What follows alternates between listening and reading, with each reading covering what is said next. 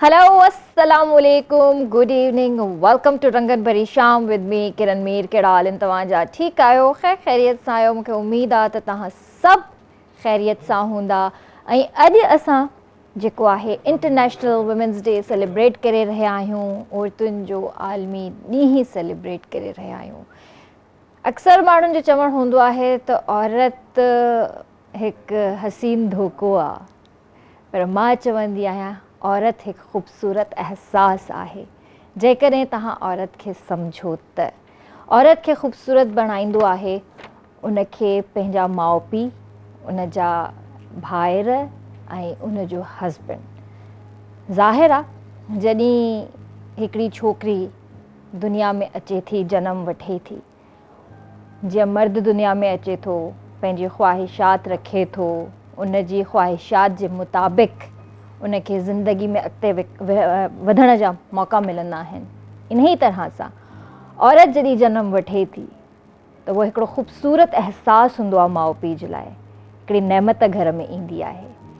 ऐं उन खां अलावा हुन जूं कुझु ख़्वाहिशूं हूंदियूं आहिनि, अॻिते वधण जी हू चाह रखंदी आहे। हुन जी नंढड़ा नंढड़ा ख़्वाब, जंहिंखे असां चवंदा आहियूं न, नंढड़ा नंढड़ा ख़्वाब हूंदा आहिनि त मां वॾी थींदसि, मां हीअं कंदसि, मां हेॾे वेंदसि, मां पंहिंजी ज़िंदगी पंहिंजे हिसाब सां गुज़ारींदसि जीअं मुंहिंजो भाउ गुज़ारे थो। शादी मिलंदी, उहो ई कॉन्फिडेंट मिलंदो पंहिंजे माउ पीउ वटां, उहो ई कॉन्फिडेंस मूंखे मिलंदो जेके मुंहिंजो भाइरनि खे मिलियो आहे अम्मी अबू जी तरफ़ां। त हू सोचींदी आहे त मूंखे बि ईअं ई अॻिते वधिणो आहे। पर समटाइम्स छा थींदो आहे त हिकिड़ी आवाज़ ईंदी आहे, एॾो छो थी खिले, दुनिया छा चवंदी, एॾो तेज़ छो थी ॻाल्हाए, पाड़े वारा छा चवंदा, ख़्यालु कर छोकिरी आई। पोइ हू हीसजी वेंदी आहे, हुनखे अहसास कमतरी महसूसु थींदी आहे त ही मुंहिंजी अम्मी मूंखे छा थी चवे। असांखे पाड़े वारनि जो ख़्यालु हूंदो आहे, असांखे ख़ानदान वारनि जो ख़्यालु हूंदो आहे, पर कंहिंखे इहो अहसासु कोन थींदो आहे त हिन जी पंहिंजी चाहत छा आहे, हिन जी पंहिंजी ख़्वाहिश छा आहे। हूअ जेकॾहिं आसमान में उॾामणु चाहे थी त हू बि इंसानु आहे। जॾहिं असांखे सूरह निसा में हिकिड़ो हक़ु ॾिनो वियो आहे औरत खे, बयानु कयो वियो आहे औरत खे, जॾहिं असांजे अल्लाह असांखे हक़ु ॾिनो आहे, जॾहिं असांजे नबी पाक सल्लल्लाहु अलैहि वसल्लम असांखे हक़ु ॾिनो आहे मुआशिरे में आज़ादी सां जीअण जे लाइ, त हीउ मुआशिरो असांखे छो कोन थो आज़ादी सां जीअण ॾे। पर मूंखे ख़ुशी इन ॻाल्हि जी थींदी आहे त अल्हम्दुलिल्लाह हिते जेके बि मूंसां भेनरूं वेठल आहिनि, अहिड़े घराणनि में पैदा थियूं आहिनि जिथे उन्हनि खे उहो तहफ़ुज़ मिलियो, उहो कॉन्फिडेंस मिलियो त ही पंहिंजी ज़िंदगी में अॻिते वधी सघनि ऐं पंहिंजे ॿारनि खे बि उन ई तरह सां अॻिते वधाए सघनि। अल्हम्दुलिल्लाह मां हिकिड़ी अहिड़ी फैमिली सां बिलोंग कयां थी जिथे मूंखे अहिड़ो कॉन्फिडेंस मिलियो जिथे शायदि मीडिया जो नालो निशान कॾहिं बि पैदा न पियो थी सघे। मूंखे मुंहिंजे बाबा उहो कॉन्फिडेंस ॾिनो। अॼु मुंहिंजो बाबा हिन दुनिया में न आहे, पर अॼु बि मुंहिंजे बाबा खे मूं ते फ़ख़्रु आहे। मूंखे ख़बर आहे हू मूंखे ॾिसे थो, अॼु बि मूंखे ॾिसे थो ऐं हू प्राउड फील थो करे पियो। इहो कॉन्फिडेंस मूंखे मुंहिंजे बाबा ॾिनो जेको अॼु मां हिते वेठी आहियां तव्हां सभिनीनि जे साम्हूं। जेकॾहिं मां आज़ादी सां शो कयां थी, आज़ादी सां ॻाल्हायां थी, पंहिंजी राय तव्हांजे साम्हूं जेकॾहिं मां रखां थी, त इहो कॉन्फिडेंस मूंखे मुंहिंजे बाबा ॾिनो। मुंहिंजी माउ मूंखे इहो कॉन्फिडेंस ॾिनो त किरण तोखे अॻिते वधिणो आहे।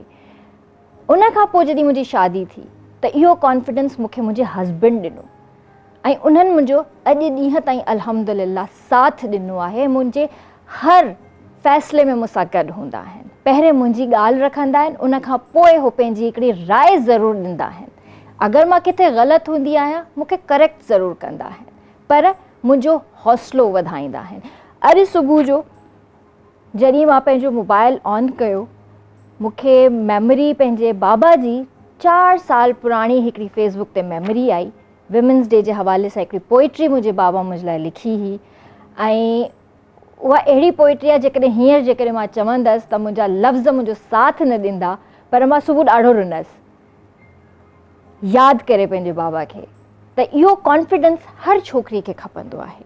इहो कॉन्फिडेंस हर छोकिरी चाहींदी आहे त जेसीं ताईं उहो पंहिंजे माउ पीउ जे घर में आहे त हुन जा माउ पीउ ऐं हुन जा भाइर उहो एतबार कनि उन्हनि ते, उहो कॉन्फिडेंस लेवल उनजो वधाइनि ऐं उन खां पोइ जॾहिं हू पंहिंजे घर वारी थी वञे त उनजो मुड़ुसु उनखे साथ ॾिए इन ई तरह सां। त अॼु जेका असां हिते महफ़िल सजाई आहे वुमेंस डे जे हवाले सां, मूंखे उमेदु आहे त तव्हां बि पंहिंजी घर जी औरतुनि खे उन ई तरीक़े सां एप्रिशिएट कंदा हूंदा ऐं उन ई तरीक़े सां उन्हनि खे अॻिते वधण जी चाह ॾींदा हूंदा त हू पंहिंजो फ़ैसिलो पाण करे सघनि। हिकिड़ो दाइरो हूंदो आहे, एतबार करणु सिखो औरत ते। औरत धोखो नाहे ॾींदी, औरत हिकु ख़ूबसूरत अहसासु आहे। तव्हां उनखे इहो अहसासु ॾियारे सघो था त तव्हां अॻिते वधो, असां तव्हां सां गॾु आहियूं। त मां तव्हांखे ॿुधाइणु चाहींदसि असां सां गॾु मंगला शर्मा साहिबा हिते मौजूदु आहे, MP आहिनि। उनखां अलावा डॉक्टर सपना कुमारी डेंटिस्ट आहिनि and maxillofacial oral surgeon बि आहिनि। सॉरी अगरि मां कुझु ग़लति चई वठां त। उनखां अलावा असां सां गॾु सना ख़ानज़ादा आहिनि, writer, researcher, social worker, currently working in agriculture department government of Sindh. Seema Bilal असां सां गॾु आहिनि, advocate, chairperson of Jannat welfare society as well as justice of peace part of bar politics. Aneena Fida singer आहिनि। इहे सभु असां सां गॾु आहिनि, सभिनीनि खे भलीकार कंदासीं। अस्सलाम वालेकुम, गुड इवनिंग। कीअं आहियो आपा? ठीकु आहियो? तबियत ठीकु आहे तव्हांजी? बिल्कुल ठीक ठाक। मुबारकूं हुजनि सभिनीनि खे होली जी, वुमेन डे जी एंड शब बारात जी। Thank you so much. तव्हां कीअं आहियो अनीना? ठीकु आहियो? अल्हम्दुलिल्लाह। तव्हां कीअं करनि? तव्हांखे बि मुबारकूं होलीअ जूं, वुमेन्स डे जूं ऐं शब बारात जूं ऐं इन खां अलावा आज़ादी। आज़ादी आज़ादी। कैसी हैं आप? ठीक हैं? ठीक, आप कैसी हैं? अल्हम्दुलिल्लाह बिल्कुल ठीक ठाक। आप कैसी हैं? अल्हम्दुलिल्लाह मां ठीकु आहियां। तव्हां ठीकु आहियो? बिल्कुल ठीक ठाक। तव्हां सभिनी भेनरुनि खे मुबारकबाद हुजे थैंक यू वुमेन डे जी। Thank you. और आप सबको जो यहाँ मौजूद हैं और जो हमें देख रहे हैं, ख़वातीन हज़रात, ये देखिए स्पेशल के ये कहें कि मर्द नहीं, मर्दों को भी अपने घर पर जाएं, आज विश करें अपनी ख़वातीन को। सबका दिन है और उन सबको मुबारकबाद। बिल्कुल बिल्कुल। अब छा चवणु चाहींदव अॼु जे ॾींहं जे हिसाब सां?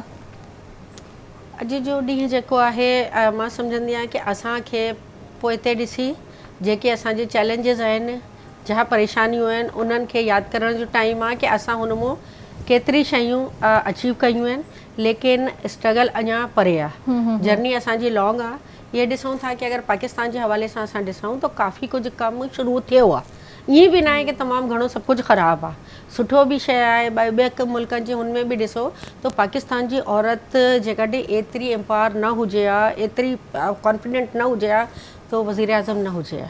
क्या बात। वॾी वॾे पोस्टनि ते तव्हां ॾिसो जाते औरत आहे फील्ड में हुते मौजूदु आहे ऐं जाते जाते आहे हुन नालो तव्हां स्पोर्ट्स में ॾिसो, पायलट ॾिसो, डॉक्टर ॾिसो, हर जॻह त मां सम्झंदी आहियां की असांखे जेके आहियूं न उन्हनि खे स्ट्रगल करणी आहे।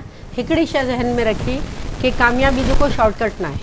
असां जॾहिं पंहिंजी महिनत सां कमु कंदा त इन ई कल्चर, इन ई कस्टम, इन ई माहौल में रही पंहिंजे लाइ अपॉर्चुनिटीज़ ॻोल्हणियूं आहिनि, कढणियूं आहिनि ऐं पोइ हुते स्टैंड वठिणो आहे। स्टैंड वठंदासूं, ॻोल्हींदासूं त मिली वेंदी। बाक़ी जॾहिं असांखे राइट खपे त रिस्पॉन्सिबिलिटी सां गॾु अगरि असां राइट वठंदा त पाण बि इंजॉय कंदा ऐं ॿिया बि असां सां कंफर्टेबल हूंदा। ज़बरदस्त। जी, तव्हां छा चवणु चाहींदव? मां चवणु चाहींदमि त जीअं अगरि रिसेंटली पाण ॾिसूं शयूं ग्रेजुअली इम्प्रूव थियूं आहिनि, पर ग्लोबल जेंडर इंडेक्स जेको आयो, ग्लोबल जेंडर गैप इंडेक्स, हुन जे accordingly Pakistan out of 146 countries मां अञा 145 ते आहे। त अञा वर्स्ट कंडीशन आहिनि। उन 4 इंडिकेटर्स में हिकिड़ो इंडिकेटर पॉलिटिकल एम्पावरमेंट, हुन में असां कुझु बहितर थिया आहियूं, पर अञा जेका एजुकेशनल इंटेंटमेंट आहे, ॿियो different economical opportunities and participation आहे, हुन में असां जाम पोइते आहियूं। ओबियसली हिन में टाइम लॻंदो, जेका सिचुएशन्स नज़र अचनि पियूं, पर ग्रेजुअली शयूं बहितर थियनि पियूं।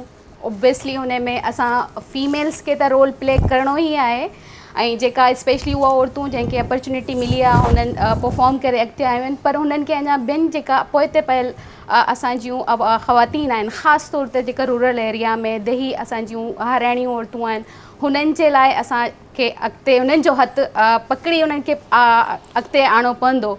हुन में असां वटि ईअं कोन्हे त असां वटि लकीली असां सिंध में रहंदा आहियूं त सिंध वटि असां वटि काफ़ी सारा हुननि वटि लॉज़ बि आहिनि।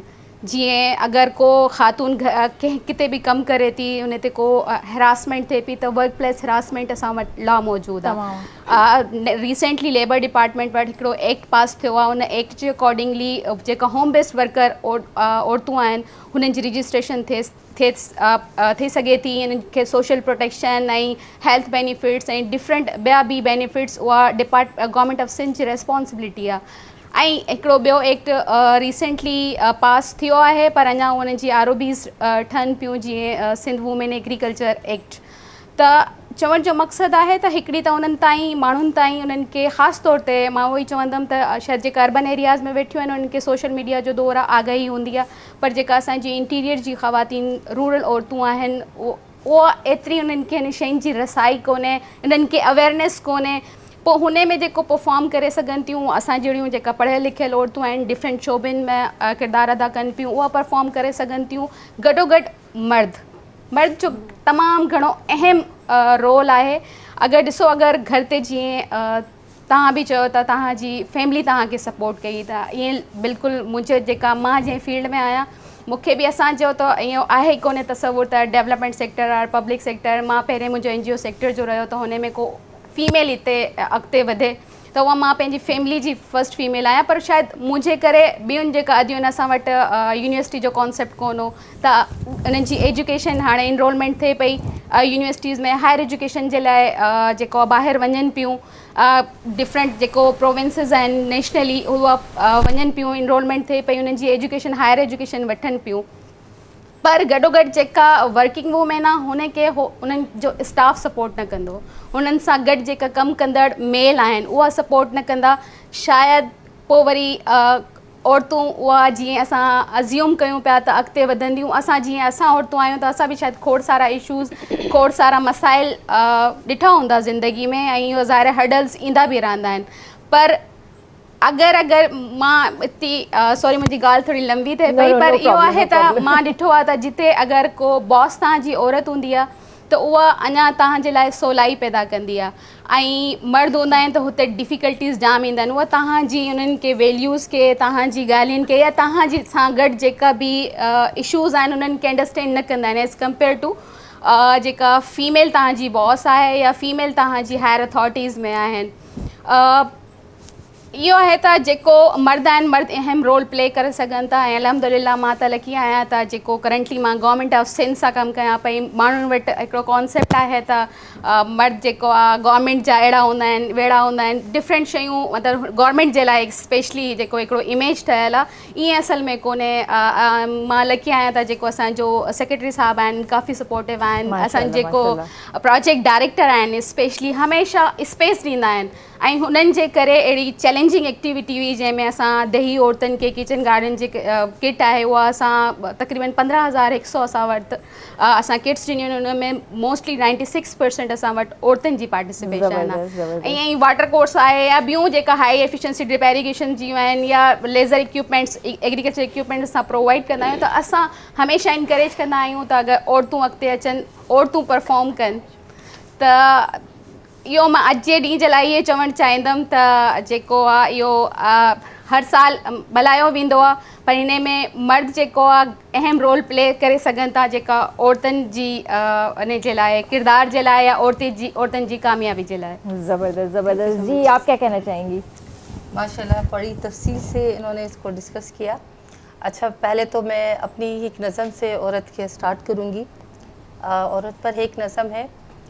सहन पर बैठी नन्ही चिड़िया ने, सहन पर बैठी नन्ही चिड़िया ने परवास के लिए पर फड़फड़ाए हैं और उधर हद्दे नज़र आसमान पर छाए हुए हैं गिद्ध।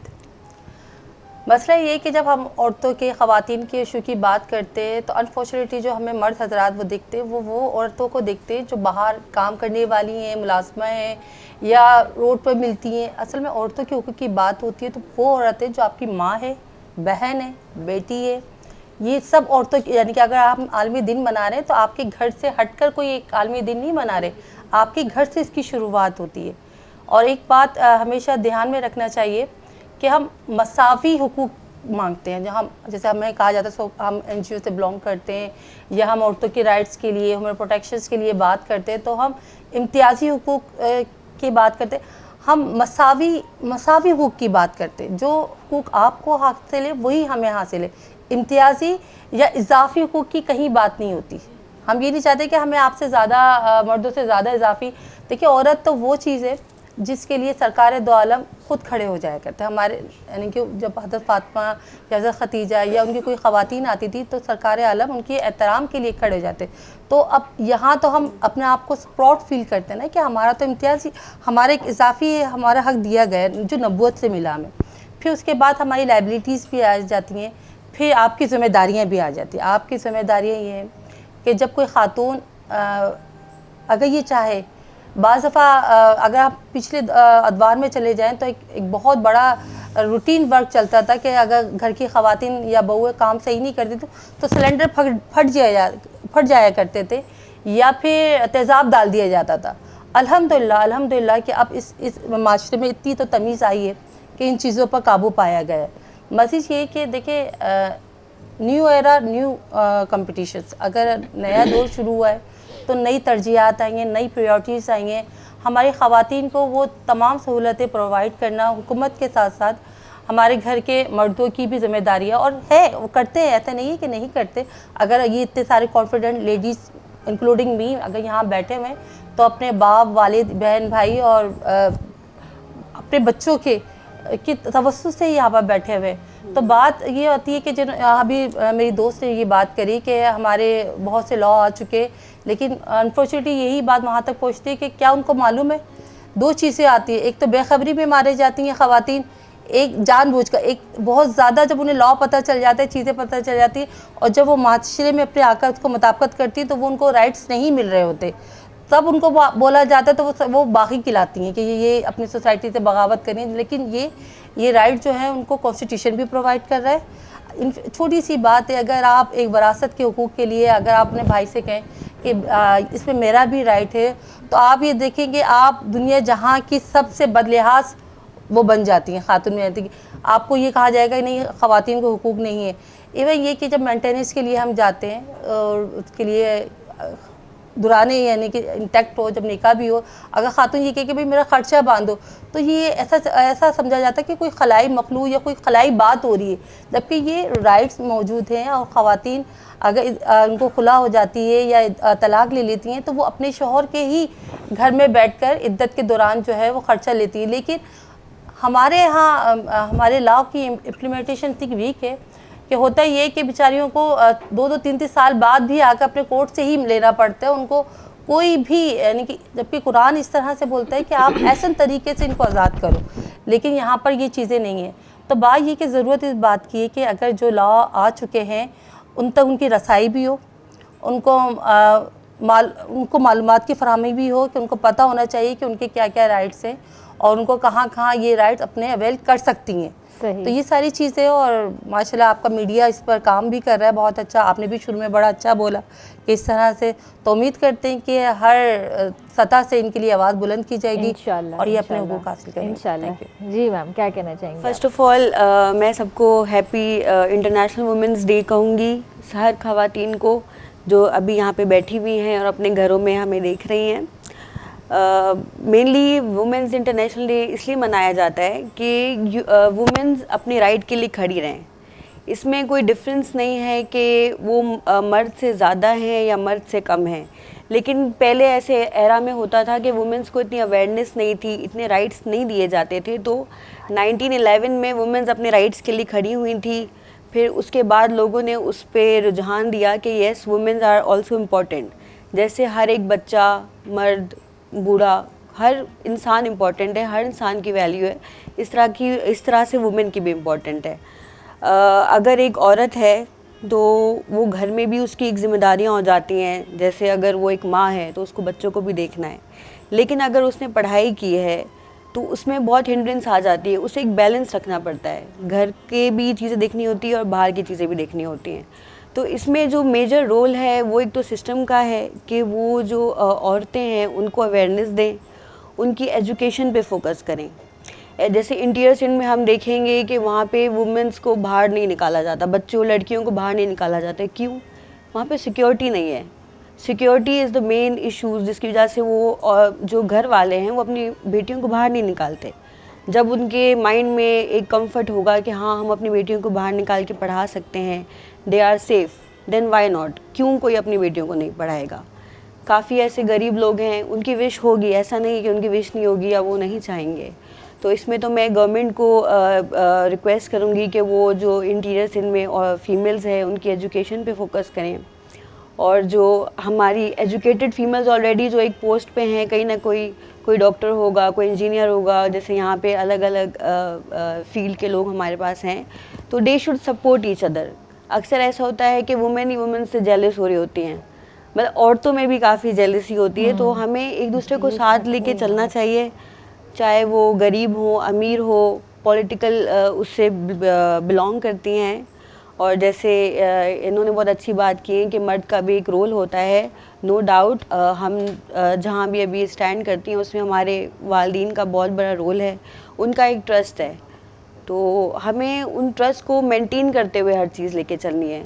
ऐसा नहीं कि हम औरत हैं, हमारे हकूक़ नहीं मिल रहे हैं, हम लोग बिल्कुल अगेंस्ट हो जाएं मेहनत के, या हम अगलों को जो है ना कम समझे, अपने आप को ज़्यादा समझे। ऐसा नहीं होता। हमें ऑपोजिट जेंडर का भी सपोर्ट चाहिए होता है और हमें उन्हें भी सपोर्ट करना पड़ता है। तो देयर इज़ अ बैलेंस, मतलब जेंडर इक्वालिटी के ऊपर से ये मतलब दिन मनाया जाता है कि there should be equality. Break ले लेते हैं, उसके बाद बातों को कंटिन्यू करते हैं। अनीना भी असां सां गॾु आहे, व्यूअर्स अनीना सां ॻाल्हाईंदासीं। वक़्तु आहे ब्रेक जो, कार्यक्रम जो जल्दी वापस था अचूं, so stay with us. Welcome back viewers, we तव्हांजे साम्हूं हाज़िर आहियूं ऐं माशाल्लाह जिथे लेडीज़ हुजनि उते त गपशप हलंदी रहंदी आहे। अनीना फिदा भी असां सां गॾु आहिनि। जी अनीना, छा चवणु चाहींदो अॼु जे हिसाब सां? Thank U for having me here. ऐं वजूद इज़न से है कायनात में रंग, ही कायनात ठही ई औरत जे लाइ आहे। त औरत खे अहमियत न हुजे इहो मुमकिन ई न आहे। मालिक साईं हिन औरत जे करे ही ज़मीन खे मोहर जे वजूद में आंदो। जां त जन्नत में मर्द हुयो, पर औरत खे ज़मीन ते आणो हुयो, ज़मीन जी स्टार्ट करिणो हुयो, दुनिया जान हलाइणा हुया, त उनजे करे औरत खे पैदा कयो। ऐं ज़िद्दीत आहे, टेढ़ी पसली जी इजाद आहे त ज़िद्दीत आहे। पर हिकिड़ी ॻाल्हि हिते मां तव्हांखे सॉरी इंटरप्ट थी कयां विच में, टेढ़ी पंहिंजी जाइ ते, पर उनजे मथां बर्डन ॾिसो केॾो आहे। हाँ, ज़िम्मेदारियूं ॾिसो केॾियूं आहिनि, पर माशाल्लाह तॾहिं बि मां चवां थी त शाबस आहे औरत जे बर्दाश्त के, जो तॾहिं बि मुस्कुराए ॿाहिरि निकिरंदी। अच्छा, इहो वरी असां ते बि आहे न किरण, त तव्हां औरत में केतिरी पंहिंजी विल पावर आहे। असां चवंदा आहियूं सपोर्ट आहे, फलाणे जी सपोर्ट। जॾहिं तव्हां ई कुझु नथा करणु चाहियो त सपोर्ट तव्हांखे छा कंदी? चलो फ़र्ज़ु था कयूं तव्हांखे पंहिंजो हस्बैंड थो चए तव्हांखे जॉब करणी आहे, पर तव्हां में विल पावर न आहे त तव्हां कुझु करे ई नथा सघो। त उहो जेकी हिमत ऐं ताक़त ऐं कुवत जेकी औरत जे अंदरि आहे, सपोर्ट कंहिंजी बि हुनखे खपे ई नथी। शुरू खां हुनखे कंहिंजी सपोर्ट खपी न आहे। औरत जेको चाहींदी उहो करे वठंदी आहे। इहे मर्दनि खे शाबस असांखे हलाइनि पिया, पर इहा ॻाल्हि इहा आहे की औरत हिन काइनात जो ख़ूबसूरत रंग आहे, आज़ादी आहे। ऐं मां न सम्झंदी आहियां त औरत का तकलीफ़ में आहे, पर उहो पंहिंजे पाण खे कहिड़ी तरीक़े सां टैकल थी करे, सॼी दारोमदार उन शइ ते आहे। त तव्हां पंहिंजे पाण खे आज़ादु था रखणु चाहियो, क़ैद था रखणु चाहियो, कंहिंजे ताबे था रहणु चाहियो, ॻाल्हि हमेशह इहा ई लॻंदी आहे त औरत में जेतिरी ताक़त आहे, हिमत आहे, कुवत आहे, उहो केर बि उनखे आउटर साइड या आउटर फोर्स कॾहिं बि नथी ॾी सघे। सही ॻाल्हि आहे। हिते बिल्कुलु हिकिड़ी ॿी ॻाल्हि मां ज़रूरु करणु चाहींदसि त असांजी जेका ऑनर आहे हिना मैडम, माशाल्लाह सां she is also a lady, ऐं मां उन्हनि खे ज़रूरु एप्रिशिएट करणु चाहींदसि। हिना मैम, तव्हां जॾहिं खां KTN में आया आहियो ऐं तव्हां जॾहिं खां मतिलबु संभालियो आहे असांखे, त वाक़ई असां ईअं फील कंदा आहियूं त असां कंहिं इदारे में कमु नथा कयूं, असां पंहिंजे घर में आहियूं ऐं कंफर्टेबल ऐं सिक्योर फील कंदा आहियूं तव्हांजे अचण खां पोइ। पहिरियां बि कंदा हुआसीं, पर जॾहिं चवंदा आहिनि न त औरत, वही आप वाली बात कि औरत जॾहिं बॉस हुजे त पोइ तव्हांखे पाण ई हिकिड़ो बॉसी फील थींदो आहे ऐं सुठो लॻंदो आहे, सिक्योर फील थींदो आहे, वधीक सिक्योर फील थींदो आहे। त इन जे करे मां तव्हांखे बि मुबारकबाद पेश करणु चाहींदसि तमामु घणी। मां पंहिंजी वालदा लाइ ॿ लफ़्ज़ ज़रूरु चवणु चाहींदसि त मुंहिंजी माउ मुंहिंजी जन्नत आहे, ऐं अलाह साईं मुंहिंजी माउ खे, छा हर माउ खे अलाह साईं सिहत वारी ज़िंदगी अता करे। इहे उहे माइरूं आहिनि जेके उस में, गर्मी में, तकलीफ़ में, कुछ हुजे न हुजे, हिक पेर ते सुबुह फजर खां वठी राति जे 10-11 बजे ताईं जेको किचन में बीहनि थियूं, बाहि जे साम्हूं जेको बीहनि थियूं न, मां चवां थी सलाम आहे हिननि माइरुनि खे। सिर्फ किचन में ही न है किरण, घर जा ॿिया कई कम इलाही शयूं थियनि, इलाही शयूं, ॿारनि जूं ज़िम्मेदारियूं, ॿारनि जी पालना, इहो अलाह साईं औरत में ई ताक़त रखी आहे, मर्द में इहा ताक़त न रखी आहे। उहो फिज़िकली तव्हांजे साम्हूं स्ट्रॉन्ग आहे, पर औरत में असल ताक़त औरत जी आहे। ॿार पैदा उहा थी करे, केतिरी तकलीफ़ आहे, जो चवंदा आहिनि त अलाए केतिरा सौ हॾियूं ओॾी महिल हिकिड़े वक़्तु टुटनि, ओतिरी तकलीफ़ लेबर पेन, त उहा औरत में अलाह साईं हिमत ऐं जुरत रखी आहे। सो कोई बि औरत खे जेतिरी तव्हां जहिड़े तरीक़े सां मोड़ींदा आहियो, या पाण औरत जहिड़ी तरीक़े सां असां सपोज़ असांखे अगरि ईअं था चऊं त असां ते को ज़िम्मेदारी थी अचे, त मर्द खां वधीक उहा बहितरीनु औरत थी निभाए। जॉब हुजे, घर जा कम हुजनि, मैनेजमेंट हुजे, औरत में अलाह साईं इहा क्वालिटी रखी आहे, क्वालिटी रखी आहे। ऐं घर में जॾहिं मर्द अचे थो, उहो चाहींदो आहे त मूंखे हिकिड़ो कंफर्ट लेवल मिले, थोड़ो पुरसुकून माहौल मिले। घर ईंदो, ॿारनि जो गोड़, ज़ाहिर आहे आर्ग्यूमेंट्स थींदियूं आहिनि हस्बैंड वाइफ में, घर अचां थो गोड़ लॻो पियो आहे, हीअ शइ पंहिंजी जाइ ते कोन्हे, हीअ शइ पंहिंजी जाइ ते कोन्हे, उते बि औरत मुस्कुराए चवे थी त ही तव्हांजा ई ॿार आहिनि। सुबुह खां वठी मां बर्दाश्त कयां थी, हाणे तव्हां बि कयो। मां ॾाजे में वाकई कोन खणी आई आहियां, पर जेकॾहिं तव्हांजा ई ॿार आहिनि, तव्हां तई विया आहिनि, तव्हां बि गोड़ कयो हूंदो नंढे हूंदे। बिल्कुलु मां उहा ई ॻाल्हि पई कयां। मां चयो तव्हां जेको चओ पिया न हिकिड़ी त बॉस वारी, त इहा हक़ीक़त आहे। असां असेंबली में हूंदा आहियूं न, त असांजो स्पीकर तो जेंट्स सां डिप्टी स्पीकर आहे लेडी, ऐं हक़ीक़त जॾहिं हो हूंदी आहे न उते डाइस ते, त असां स्पीच कयूं ॾाढो कंफर्ट लॻंदो आहे, ॾाढे आराम सां कुझु ॻाल्हाए वेंदा आहियूं, सभु कुझु कंदा आहियूं। ऐं हिते जेको किरण मसइलो छा आहे, लॉ जो बि मसइलो न आहे, ओवर बर्डेड लॉज हिते आहिनि, रिलीजन जो बि मसइलो न आहे। जीअं तव्हां रिलीजन जी ॻाल्हि कई आहे, अगरि मां पंहिंजे रिलीजन जी ॻाल्हि कयां त जेतिरी असांजे रिलीजन में आहे, छाकाणि के स्वयंवर जी रस्म 7 युगनि खां औरत खे इहा हक़ आहे की पंहिंजी मर्ज़ी जो वर चुने। इहा असांजे गीता में क्लियर लिखियलु आहे, जेको अर्जुन खे चयो वियो आहे, त चयो वियो आहे कुंती पुत्र, या भीष्म पितामह खे चयो आहे गंगा पुत्र। तो ॿार जो नालो ई मां सां ईंदो हुयो, लेकिन टाइम टू टाइम जीअं जीअं ईंदी वई, मेल डोमिनेंसी वधंदी वई, हुन में छा थींदो वियो, माण्हू आहिस्ता आहिस्ता औरत खे पोइते कंदा विया। हाणे बि माइंड सेट आहे, असांजो माइंड सेट आहे न, हाणे असांखे रिलीजन असांखे प्रॉब्लम नथो करे। असांजो कॉन्स्टिट्यूशन जेको आर्टिकल 25 आहे, असांखे इक्वल सिटीज़न ॻणे थो, हर शइ असां वटि आहे, लेकिन हिकिड़ो माइंड सेट आहे, किरण ॿार वञे या वञे, हुनजी फैमिली तो सपोर्ट करे, लेकिन असां चाहियूं था कि फैमिली सां गॾोगॾु जॾहिं ॿाहिरि वञे थी, त ॿाहिरि वारा माण्हू बि एक्सेप्ट कनि हुन शइ खे, की उहो हिते आहे त उहो कमु करे। त असांजी जेको आहे इशू इहा आहे की असांजो जेको माइंड सेट थी वियो आहे, हिन में ईअं बि न आहे की मर्द बुरो आहे।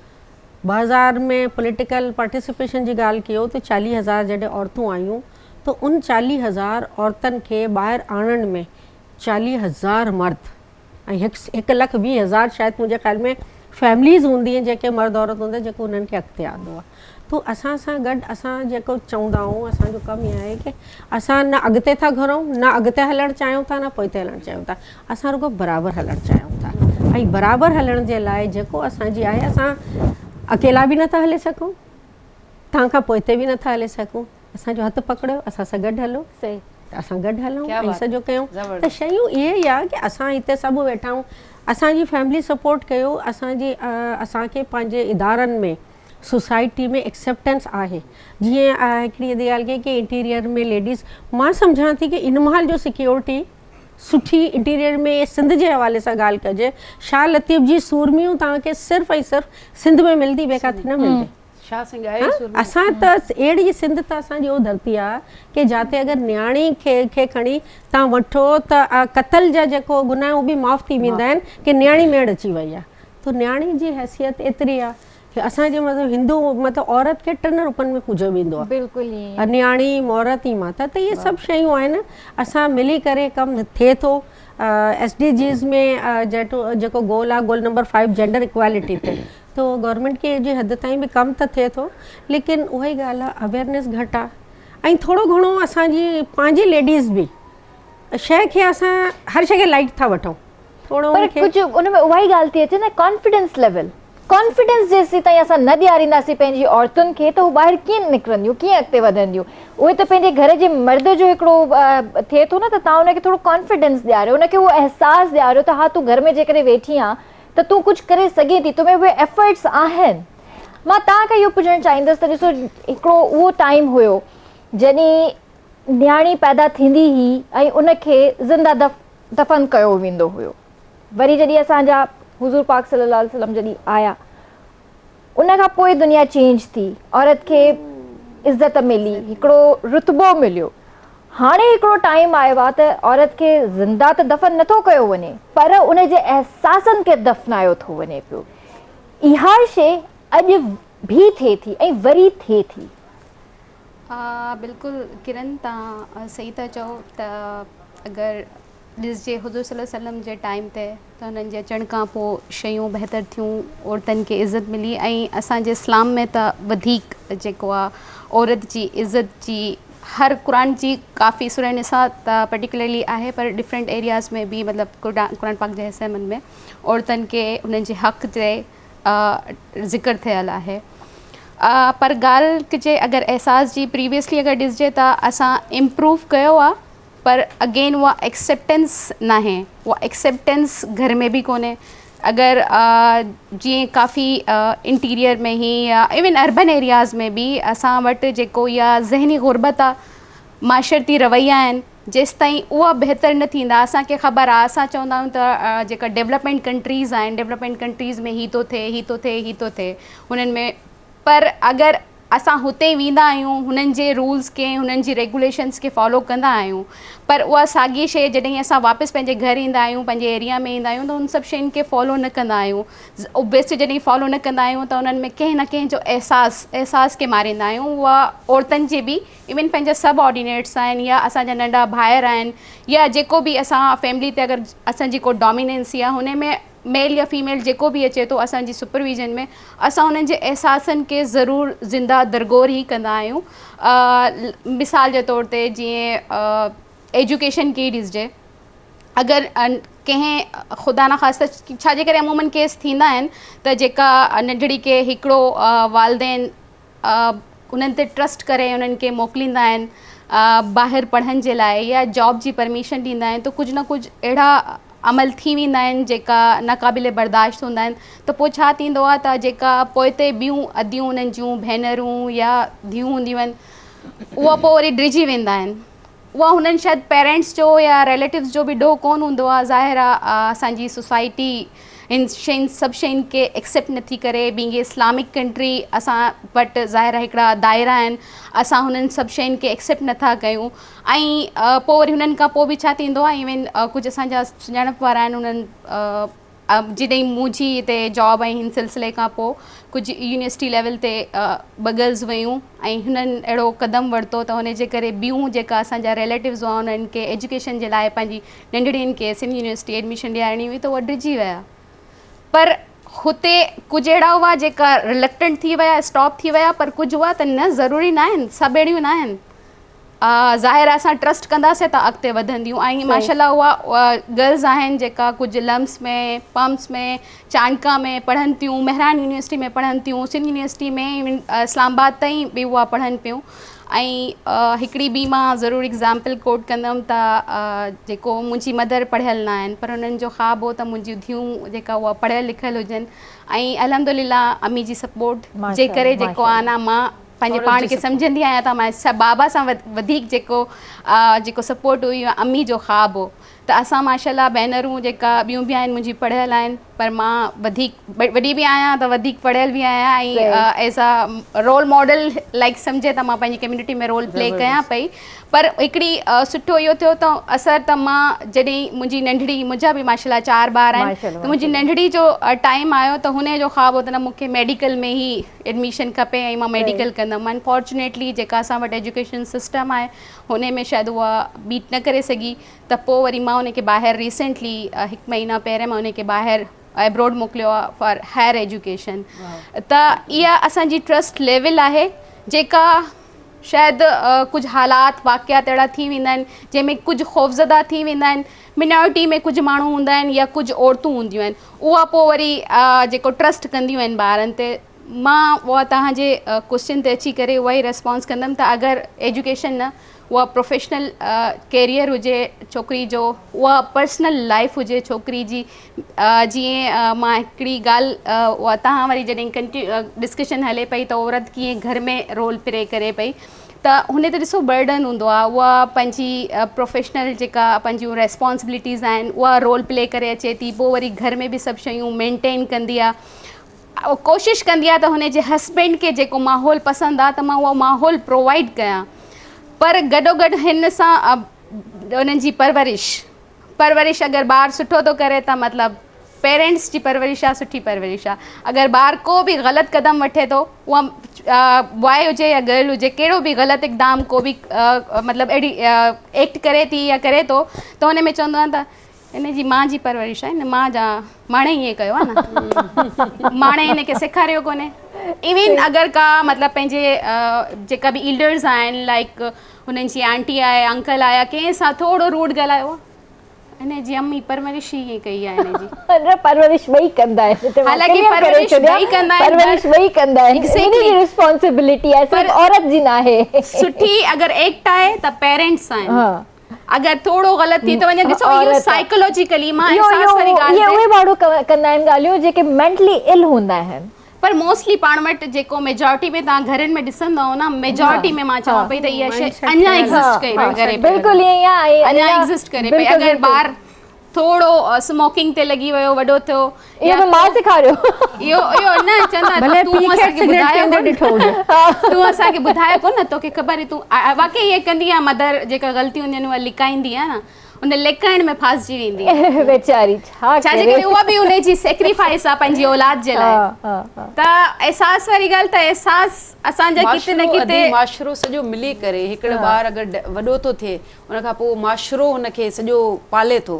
सिर्फ़ु छो जो घर में केतिरो थो टाइम ॿारु, अॼुकल्ह जो ॿारु त ज़्यादातर त उनजो फ़ोन ऐं सेल फोन्स इन में आहिनि, त उहो उतां घणियूं शयूं थो पिक करे। अॼुकल्ह जो ॿारु, पहिरियां ज़माने में हूंदो, अॼुकल्ह बाबा इंटरनेट बिगाड़ियो आहे। तव्हां अक्सर ॾिठो हूंदो, तव्हां सभु एग्री कंदो, जेके बि हिते लेडीज़ वेठियूं आहिनि, त टिकटॉक ते, इंटरनेट ते, सोशल मीडिया ते औरतुनि जो इन्फ्लुएंस घणो तव्हांखे नज़र ईंदो। और मर्द बि आहिनि, पर हो बि वीचारा इहे औरतुनि जहिड़ा ई फिल्टर्स बि यूज़ कंदा, त असां मतिलबु औरत जो उन्हनि जे मथां आहे हिकिड़ो डोमिनेंसी आहे। सो औरत इहो पहिरियां वारो ज़मानो हूंदो त भई औरत ख़राबु थी करे ॿार खे, हाणे सॼो माशरो आहे, वालिद बि हुन में अची थो वञे, मतिलबु मां हाणे थोरो चेंज परसेप्शन आहे। न यू आर राइट, मां उहा हुन लेवल जी न, त ॾिसो इंटरनेट जा पॉज़िटिव इम्पैक्ट्स बि आहिनि, नेगेटिव बि आहिनि, उहा डिपेंड करे थो त ॿारु या वॾो जेको बि उनखे यूज़ करे पियो, उनजो यूज़र आहे, उनखे कीअं एंटरटेन थो करे। मुंहिंजो चवण जो मक़सदु आहे त अगरि टिकटॉक बि अगरि उहा ॿार ठाहिनि था या नंढड़ियूं ठाहिनि थियूं, अगरि उहा फादर खे, चाचे खे, मामे खे या कंहिंखे बि या ॾाॾी खे ख़बर पइजी थी वञे त हिन जी माउ जी शइ आहे, इहो शयूं एग्ज़िस्ट कनि थियूं। तव्हां मञो हिन शइ खे या न मञो,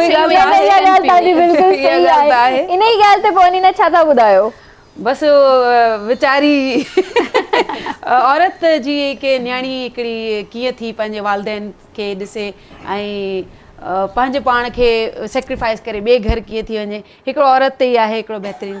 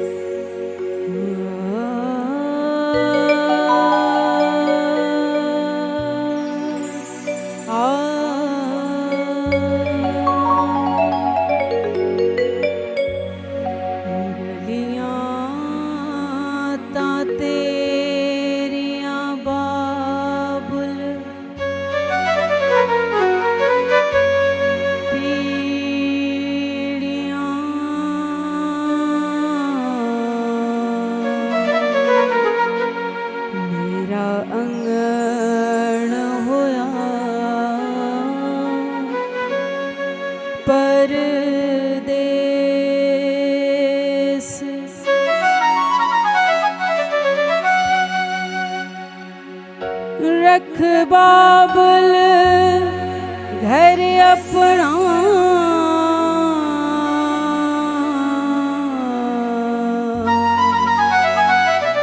धी चली बेगाने देश।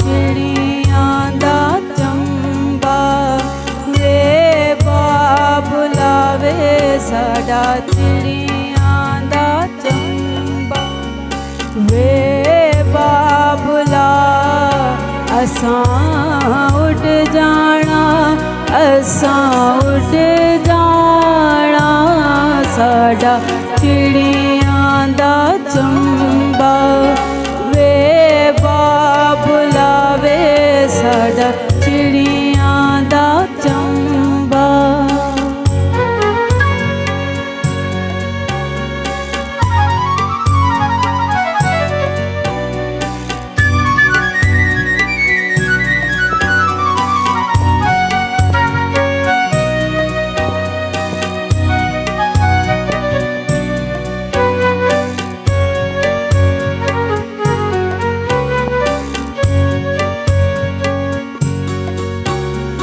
बैठी जंज बूहा मल के,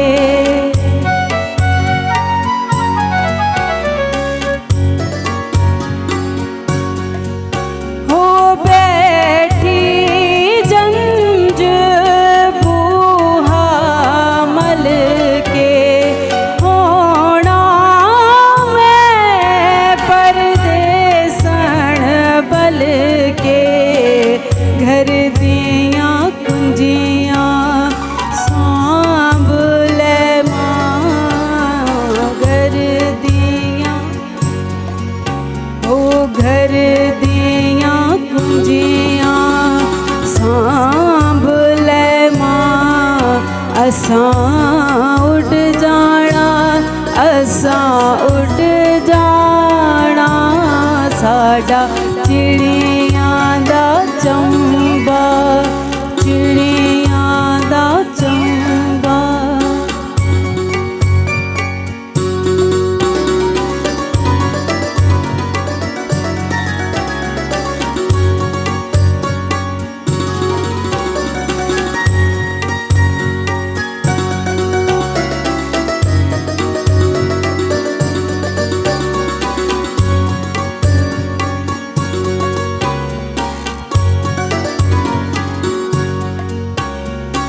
अमड़ी बाबुल वीर पे तक दे, अमड़ी बाबुल वीर पे तक दे, लिखे यारों ए मोड़ ना सकदे, टूट गए सारे अजमान मेरे है, टूट गए ने सारे अजमान मेरे, असां उड़ जाना, असां उड़ जाना, साडा चिड़ियां दा चंबा वे बाबुला, साडा चिड़ियां दा चंबा, चिड़ियां दा चंबा, चिड़ियां दा चंबा।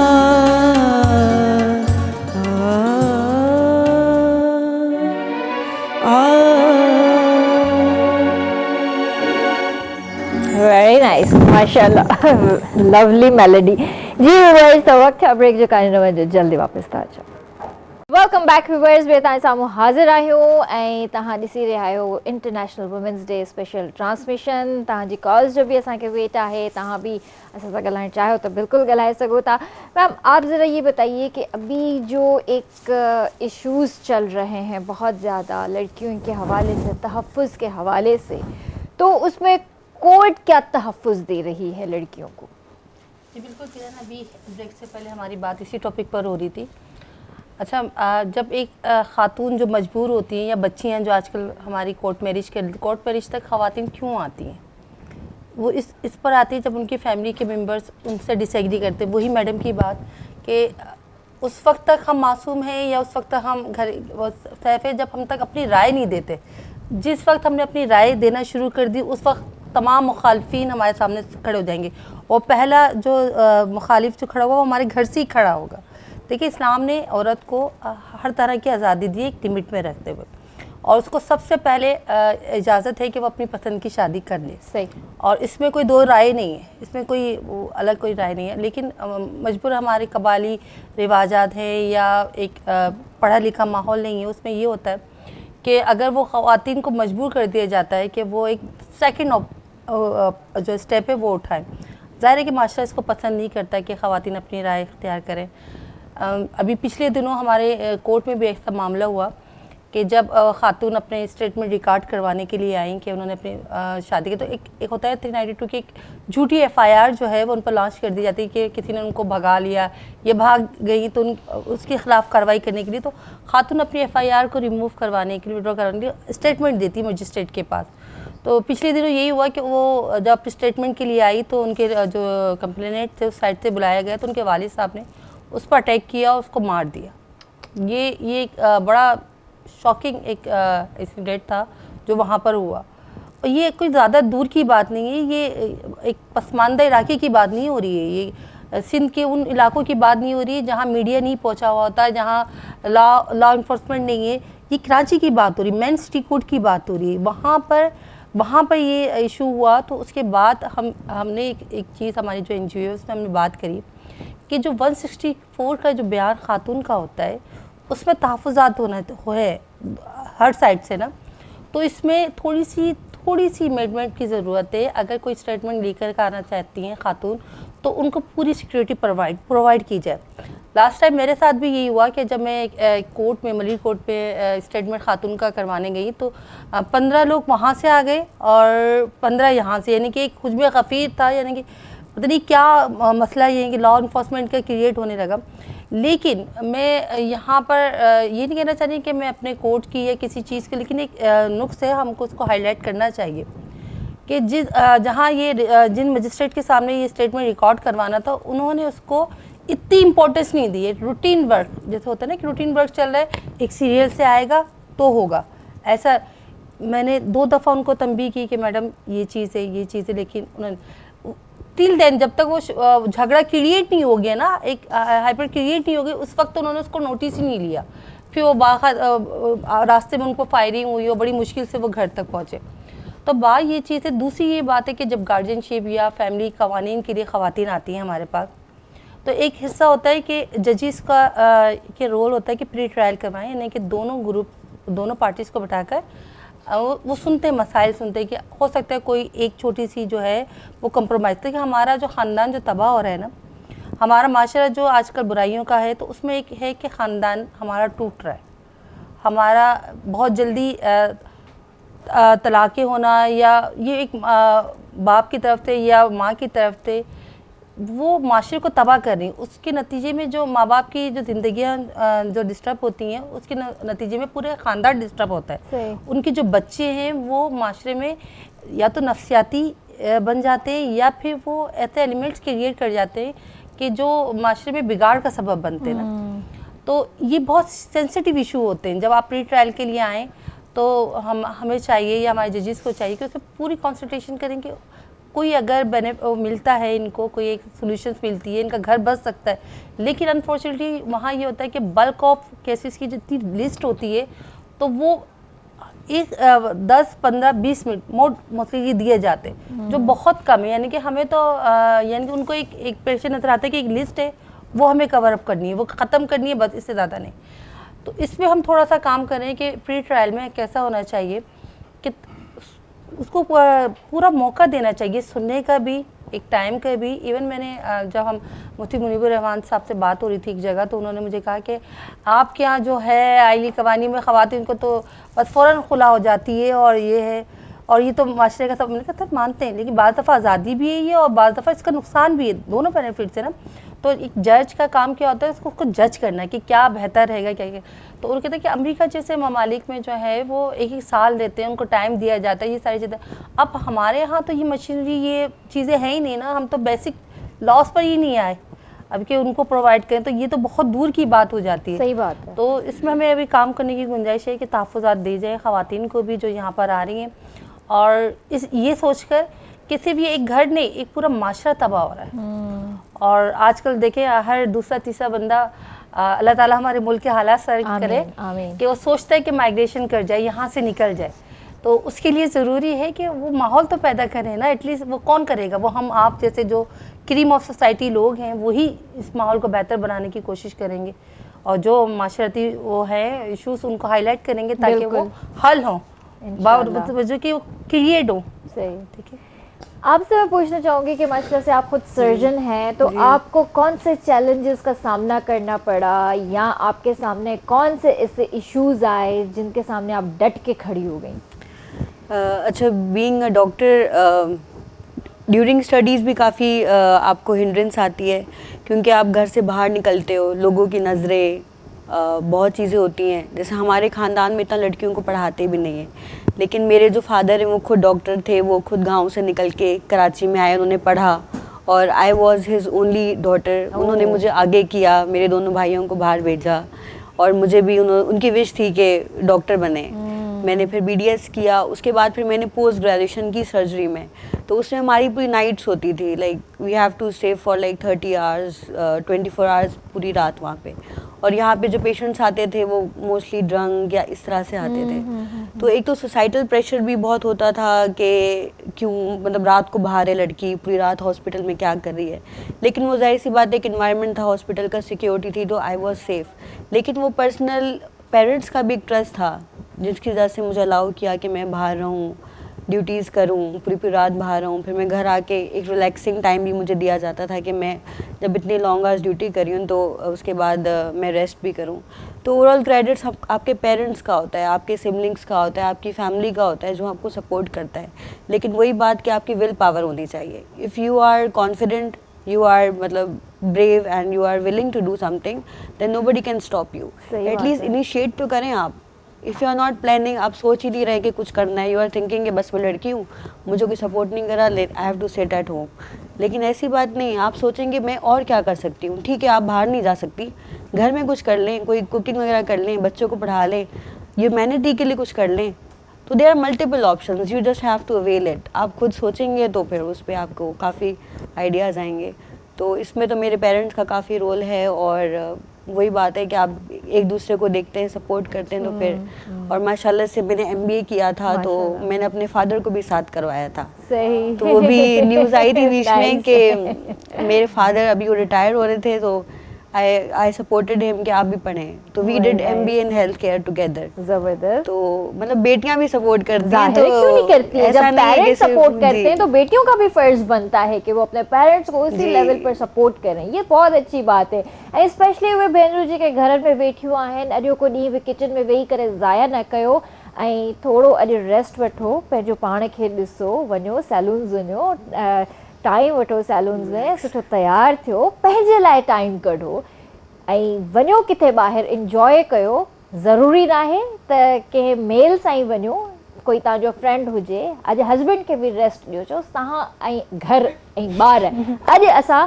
वञूं थियूं ॿाहिरि, पंहिंजी फ्रेंड्स जो हिकिड़ो ग्रुप खणो ऐं सभई वञी करे इंजॉय कयो। छो जो ही ख़ूबसूरत ॾींहुं तव्हांजे लाइ आहे, तव्हांखे ख़ूबसूरत अहसासु ॾियण लाइ त तव्हां ख़ूबसूरत आहियो, कॉन्फिडेंट आहियो ऐं इंडिपेंडेंट आहियो। त पंहिंजे लाइ टाइम कढो ऐं कुझु करे ॾेखारियो। त अनीना इन ॻाल्हि ते छा था ॿुधायो हींअर असांखे? कॾहिं बि छो न फरमाइश कई? सूफ़ी जी फरमाइश मां करण वारी हुयसि, पर उन खां पहिरियों ई तव्हां चई छॾियो। इहो थी ॿुधायां त सूफ़ी औरत खे कहिड़ी नज़र सां थो ॾिसे। सूफ़ीज़म में औरत जो हिकिड़ो वॾो मक़ाम आहे, उहा हमेशह जे लाइ उनजी हिकिड़ी जीअं लतीफ़ साईं जो सूर में उन जूं मेन कैरेक्टर्स आहिनि, ईअं सूफ़ियुनि लाइ मेन कैरेक्टर औरत ई रही आहे हमेशह। उन खां वधीक हुन जी सोच न, पोइ उनखे औरत खे रब साईं सां बि तशबीह ॾिए थो, माना औरत उन जे लाइ छा आहे सूफ़ी जे लाइ तव्हांजे साम्हूं?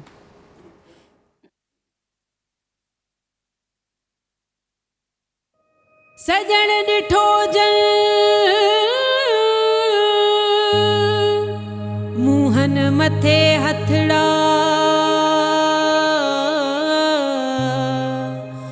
मुहन मथे हथड़ा क्यों ना हो फिरन,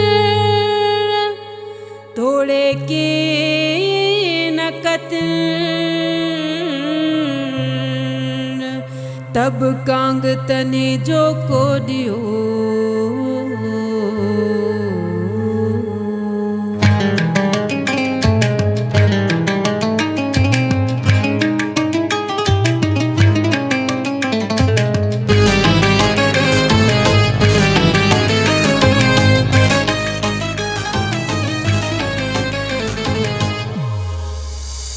बेअंत नाज़ मुझे दिलदार यार किया, बेअंत नाज़ मुझे दिलदार यार किया। सब खां हुस्न कसर ऐं सब खां हुस्न हुस्न हुस्न, सब खां हुस्न कसर ऐं सिंगार यार किया। बेअंत नाज़ मुझे दिलदार यार किया, बेअंत नाज़ मुझे दिलदार यार किया। सब खां हुस्न कसर ऐं सिंगार यार किया। बेअंत नाज़ मुझे दिलदार यार किया, बेअंत नाज़ मुझे दिलदार यार किया।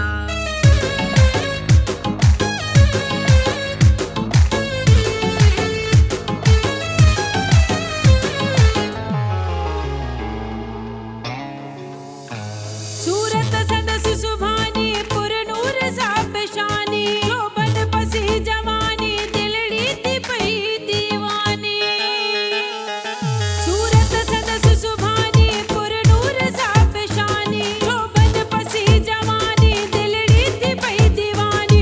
अख में कजल जी कानी, अख में कजल अख में कजल जी कानी, हर वार यार के बेअंत नाज़ नाज़ नाज़ नाज़, बेअंत नाज़ मुझे दिलदार यार किया, बेअंत नाज़ मुझे दिलदार यार किया।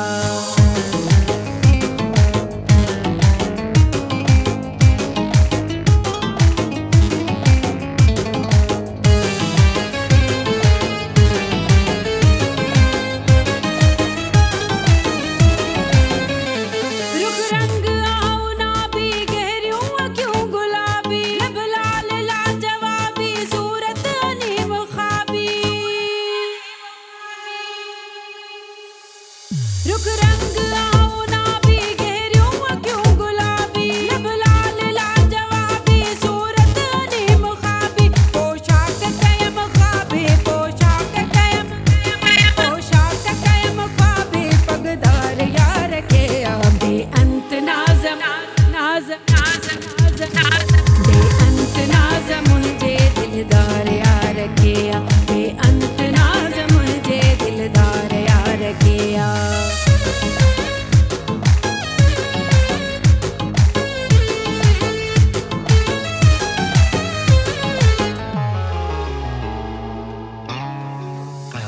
शोखी शोर धारे गॾ छो नथो गुज़ारे, दूरों पियो ॾेल नारे जीअरे पियो जान गारे। शोखी शोर धारे गॾ छो नथो गुज़ारे, दूरों पियो ॾेल नारे जीअरे पियो जान गारे। एजाज़ जी न कंदुमि, एजाज़ जी न एजाज़ जी न कंदुमि, का सार यार के बेअंत नाज़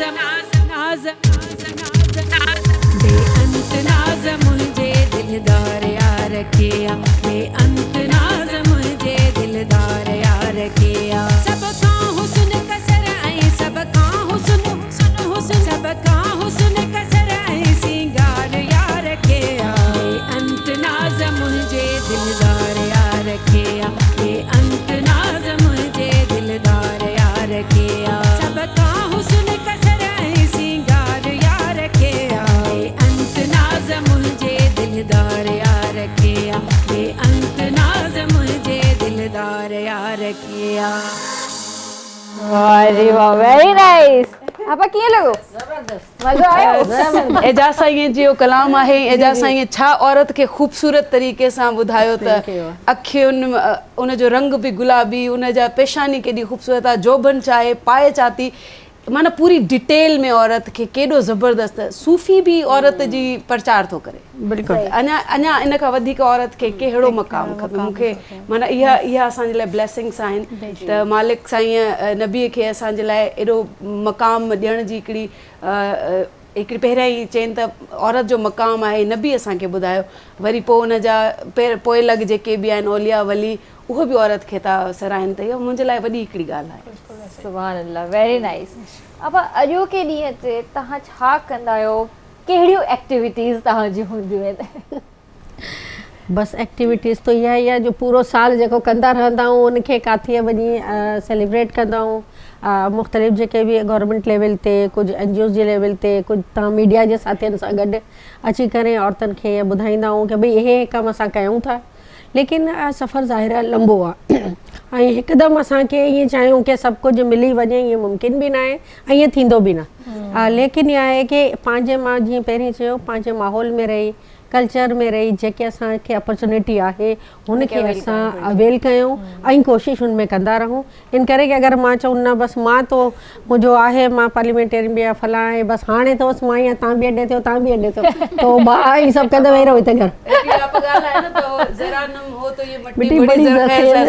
पंहिंजे पाण खे ज़ख़ैज़ पाण ई कंदा आहियूं। तव्हां जहिड़ा बहितरीन किरदार आहिनि जेके असांजे मुआशरे में ॿुधाइनि था त माइनॉरिटीज़ बि तव्हांजे मुल्क में उन्हनि जी केतिरी अहमियत आहे। सो असांजो मुल्क या असांजो जेको सिंध आहे ख़ासि तौर ते औरत जी उन वॾी इज़त ऐं रिस्पेक्ट कई आहे हमेशह। मां सिर्फ़ु एतिरो चवंदमि की किरण जेको प्रोग्राम कयो आहे, बेनज़ीर भुट्टो की बात बड़ा ऑनर है हमारे सिंध के लिए भी। लेकिन जेको तव्हांजो प्रोग्राम आहे इन महिल तव्हां वटि सिंगर बि आहे, डॉक्टर भी है, पॉलिटिशियन भी है, असांजी डेवलपमेंट सेक्टर सां भी है, लॉयर भी है। ॿुधायो औरत काथे पहुते है? किथे पहुते है? औरत तो चंड ते पहुंची वई है भाई। पूरे पाकिस्तान में सब कुछ चंड ते पहुंची वई है। पायलट भी आए, जहाज भी उड़ाए थी, हाणे त चंड ते भी पहुंची वई है। पहुंची वई है। मां हिकिड़ी नंढड़ी ॻाल्हि तव्हांखे ॿुधाईंदमि। रिसेंटली मुंहिंजो विज़िट थियो जापान, त उते मूं सां गॾु जेका ॿियूं साथियूं हुयूं मुंहिंजी, उहा नेपाल जी हुयूं, कुझु पार्टिसिपेंट्स हुतां बि हुआ। त असां वियासीं घुमण जे लाइ। त हुते हिकिड़ी जेका असां वटि पार्टिसिपेंट हुई उहा डिसेबल हुई, हुनजो हथु कोन हो। त जॾहिं वापसि अचूं पिया त शॉपिंग बैग्स हुआ ऐं हुननि सां गॾु इत्तेफ़ाक़ सां असां 2 पाकिस्तानी हुआसीं, पर उहो जेको पाकिस्तान सां मेल हो उहा न हलियो। मां जेको हुननि सां गॾु वियमि शॉपिंग जे लाइ, त मूंखे अहसासु थिए पियो। मां चवां पई त तव्हां चुप न, तव्हां ते ऑलरेडी बर्डन, मूं चयमि न कोई इशू कोन्हे, मां तव्हां सां गॾु कैरी कराईंदमि। पर मूं फील कयो त जेका उहा मेल हुआ उन्हनि जा ख़ाली हथ हुआ ऐं वञनि पिया, उन्हनि खे हेल्प न कई। त मां हुन टाइम ते कोट कयमि हुते, मूं चयमि असां वटि पाकिस्तान में ख़ासि तौर ते जेका असांजो सिंध आहे, मूं चयमि असां लखिया आहियूं। असांजा मर्द अगरि ईअं असांजो मुंहिंजो को कलीग गॾु हुजे आहे न ऐं मूं खां एतिरो बर्डन ऐं तव्हां सां इहो इशू बि आहे, त उहा चवे त न सभु मूंखे ॾियो, मां खणी थो हलां। असां वटि जाम रेस्पेक्ट ॾींदा आहिनि औरत खे। उहा इहा कोन चवंदा आहिनि त इहा असांजी घर जी कोन्हे या केर बि, भले उहा केर बि हुजे,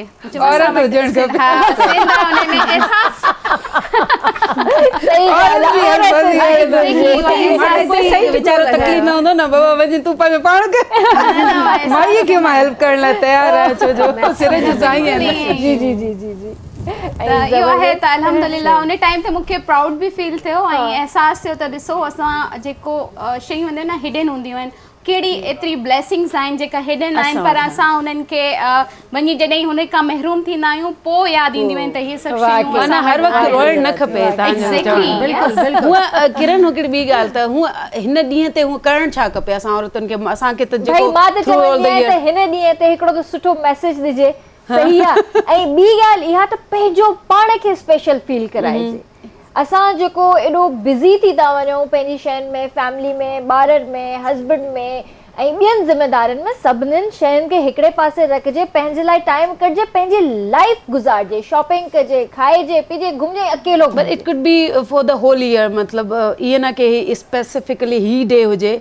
तव्हां पंहिंजी ज़िंदगी खे हूअं बि लाइट नोट ते रखो। कोई बि ॾींहुं तव्हां पंहिंजे लाइ हिकिड़ो ॾींहुं चूज़ कयो, कोई हिकिड़ो माना हिकिड़ो ॾींहुं ॾींहुं कयूं बस ॿिए ॾींहं ते भली लोड़ियूं भली लोड़ियूं पाण खे न विसारण घुरिजे। न विसारणु घुरिजे। पंहिंजो पाण सां प्यार कजे। पहिरीं ॻाल्हि त जॾहिं पंहिंजो पाण सां प्यार कंदासीं त ॿियनि खे बि अहसासु कंदो। हर ॾींहुं औरत जो आहे हर ॾींहुं पंहिंजो पाण खे ब्लश करे सघे थी, ख़ूबसूरत ठाहे सघे थी। तव्हां इर्द गिर्द जो सॼो माहौल, छो जो मर्द जेको आहे उहा बि हिकिड़ी मख़लूक आहे, उहा बि मासूम मख़लूक आहे। न ॾाढी प्यारी मख़लूक आहे। इन्हनि जे करे चक्कर में मां हिकिड़ी ज़रूर ॻाल्हि चवंदसि, इन ई चक्कर में मां अॼु शोभी भाई खे बिल्कुलु विसारे छॾियो आहे। हालांकि फ्रेम में वीचारो कोन्हे, आहे असां सां गॾु। म्यूज़िक एतिरी देरि खां तव्हां ॿुधी रहिया आहियो नीना जे गाननि में। शोभी भाई जी अस्सलाम वालेकुम। अॼु वीचारे खे माइक बि असां कोन ॾिनो आहे। अॼु असां चुप करे विया। Ram Ram Ram So thank you so much you all beautiful ladies. ऐं तव्हां सभई हिते आया हो, ॾाढो सुठो लॻो तव्हां सां कचेरी करे। आपा खां स्टार्ट करणु चाहींदसि वेंदे वेंदे मैसेज। ऐं अनीना तव्हांजो गानो ज़रूरु ॿुधणु चाहींदासीं। आपा कहिड़ो मैसेज ॾियणु चाहींदव? इन वुमेन डे ते मां जेको मैसेज ॾींदमि उहो पंहिंजे भाइरनि खे ॾींदमि। पाकिस्तान जे तमामु भाइरनि खे इहा मैसेज ॾींदमि कि महिरबानी करे हिकिड़ो कमु कयो। जेकॾहिं तव्हां औरत जी इज़त वाक़ई दिलि सां कयो था त हिकिड़ो कमु कयो कि जेको बि पाण में गारियूं ॾियो, पाण में औरत जे नाले सां न ॾियो। सही ॻाल्हि, सही ॻाल्हि। औरत जे नाले सां गारियूं न ॾियो। हिकु औरत जे नाले सां ॾिए थो, ॿिए खे ओतिरी गैरत अची थी वञे। औरत जे नाले ट्रिपल थो ॾे, उन ई वरी उहो ट्रिपल थो ॾे। त तव्हां पाण में भले जहिड़ा कयो, भले त जहिड़ो सुठी ॻाल्हि न आहे, लेकिन जॾहिं अगरि कयो बि था त उहा मर्दनि जे नाले सां भले ॾियो, औरतनि खे में न आणियो। सही ॻाल्हि आहे जी।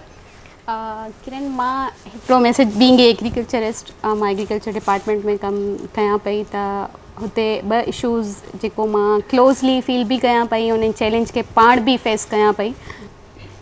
हिकिड़ी जेको लैंड एंटाइटलमेंट हूंदी आहे औरतुनि ते, जेका असां जूं खातेदार औरतूं आहिनि, हिकिड़ी त उहा असांजे बनी असांजे नाले ते ट्रांसफ़र कोन थींदी आहे, या थींदी बि आहे त हुननि में डिसीजन मेकिंग में औरतूं न आहिनि। हुननि खे अगरि जेका आहे बि से हुनखे ख़बर ई कोन्हे मुंहिंजे नाले ते बनी केतिरी आहे, हुन ते छा पोखिजे थो वञे, हुन में कहिड़ी इनकम अचे थी, किथे यूटिलाइज़ पई थिए, न उहा डिसीजन मेकिंग में आहे। अवल त आहे ई कोन, घटि आहे बिल्कुलु। असां जेका असांजी औरतूं खातेदार आहिनि, ऐं ॿियो जेको आहे उहा जेका आहिनि उहा डिसीजन मेकिंग में न आहिनि। त मां इन प्लेटफॉर्म जो फ़ाइदो वठंदे इहो चवंदमि त असां औरतूं तव्हांजो हिसो ई आहियूं। अगरि उहो को मसइलो कोन्हे, शादी थींदी, ॿिए हंधि वेंदासीं, जेको आहे उहो तव्हांजे नाले खां ई सुञाणे वेंदासीं, ऐं इकनॉमिकली असां इम्पावर थींदासीं, त ॿिए घर में बि जेको असां कंट्रीब्यूट करे रहंदासीं।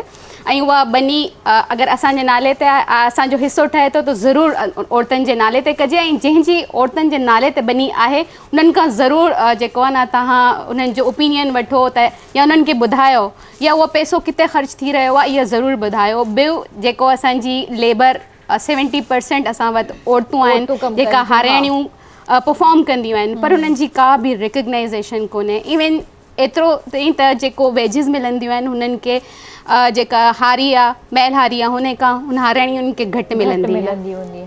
असां वटि कानून सभु शयूं ठहियलु आहिनि, पर उहा इम्प्लीमेंट नथियूं थियनि।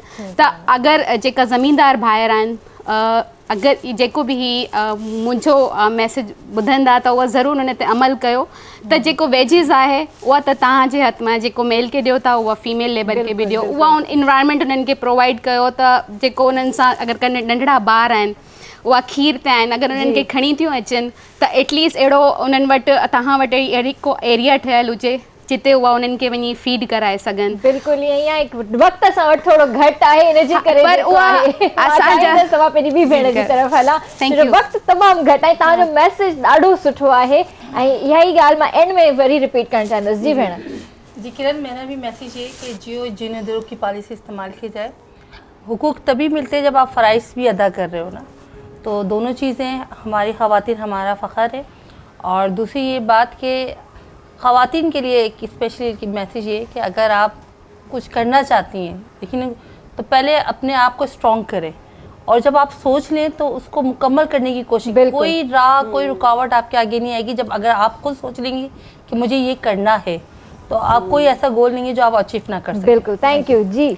मेरा ये मैसेज सारी वुमेंस को होगा कि अपने आप को कभी भी वीक ना समझें। अगर आपके दिल में कोई भी ख्वाहिशात या कोई इश्यूज़ भी होते हैं तो आप अपनी फैमिली से ओपनली डिस्कस करें ये डर नहीं रखें कि मैं कुछ कहूँगी तो मुझे निगलेक्ट किया जाएगा। आप कोशिश करें, अपनी फैमिली से डिस्कस करें जो भी इश्यूज़ होंगे और फैमिली को साथ ही लेके चलें ताकि उनका भी ट्रस्ट रहे आप पे, और आप अगर कहीं भी फील्ड में जाना चाहती हैं या कुछ करना चाहती हैं तो वो भी आपको सपोर्ट करें। थैंक यू जी। अनीना तव्हांजो छा मैसेज आहे? मां चवंदसि त औरत खे एम्पावर करे, छो जो औरत अगरि औरत खे एम्पावर करे थी त असांजो वॾो स्ट्रॉन्ग बॉन्ड ठही सघे थो। मर्द त कंदो ई कंदो, पर औरत अगरि अॻियां थी अचे, इनिशिएट थी खणे त यकीन कयो त हे माशरो ॾाढो ज़बरदस्त थी। Thank you so much. बस वेंदे वेंदे तव्हां ॻाल्हि ॿुधंदासीं ऐं इंशाल्लाह ज़िंदगी रही विवर्स तव्हां सां ॿीहर मुलाक़ात कंदासीं। ऐं जीअं मुंहिंजी भेण चवे पई त जेके बि छोकिरियूं आहिनि जिन जे नाले ते ज़मीनूं आहिनि, त मां अॻु में बि इहा ॻाल्हि करे चुकी आहियां, अॼु मां ॿीहर इहा ॻाल्हि रिपीट करणु चाहींदसि। अव्वल त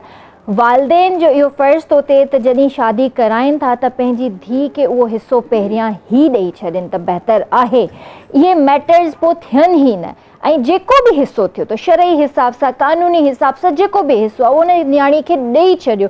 पोइ हुनखे उहो विकिणे थी, छा थी करे, पंहिंजे ॿारनि ते ख़र्च थी करे, पंहिंजे हस्बैंड ते ख़र्च थी करे, उहो उनजो मसइलो आहे। पर तव्हां उनखे उनजो हक़ लाज़मी ॾियो, उनखे उनजे हक़ खां महरूम न कयो। इंशाल्लाह ॿीहर मुलाक़ात कंदासीं। पंहिंजो तमामु घणो ख़्यालु रखिजो। मूंखे ऐं RBS जी पूरी टीम खे ॾींदा इजाज़त। अल्लाह हाफ़िज़। ओके शोभी भाई, अल्लाह हाफ़िज़। जी अनीना।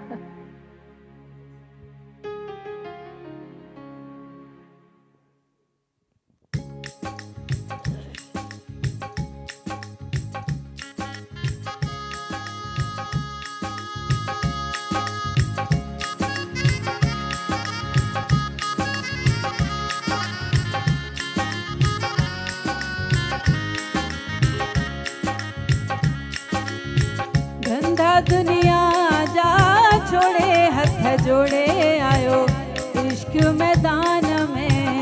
धंधा दुनिया जा छोड़े हथ जोड़े आयो इश्क मैदान में। इश्क मैदान में, बिरह मैदान में, इश्क मैदान में, बिरह मैदान में। धंधा दुनिया जा छोड़े हथ जोड़े आयो इश्क मैदान में।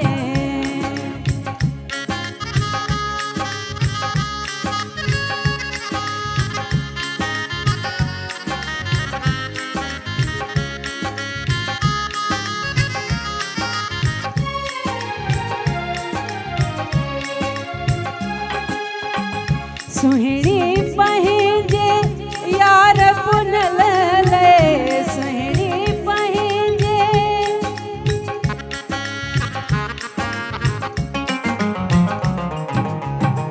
सुहिणी पंहिंजे यार में हर ले, सुहिणी पंहिंजे यार में हर ले।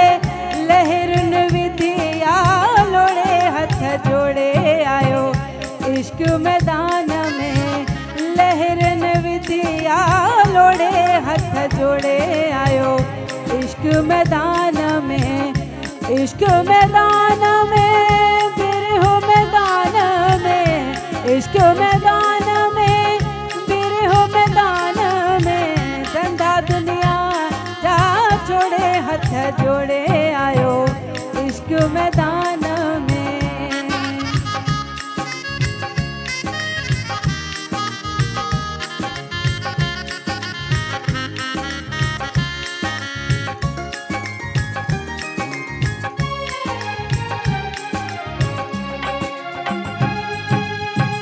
ससुवी पंहिंजे यार पुनल ले, ससुवी पंहिंजे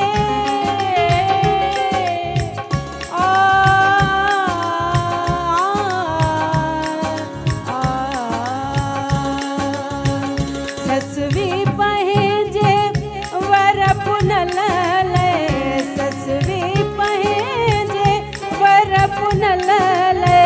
डूंगर पई थी डोरे हथ जोड़े आयो इश्क मैदान में।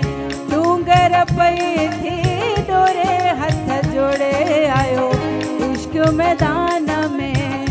इश्क मैदान में, बिरह मैदान में, इश्क मैदान में, बिरह मैदान में।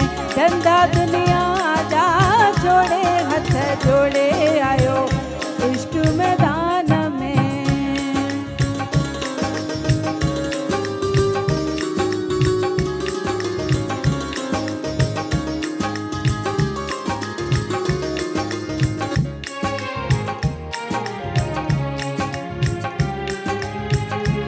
सर त्यों शाह लतीफ़ चवे अला भिट जो घोट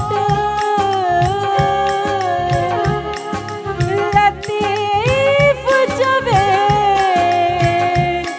लतीफ़ लतीफ़ लतीफ़ लतीफ़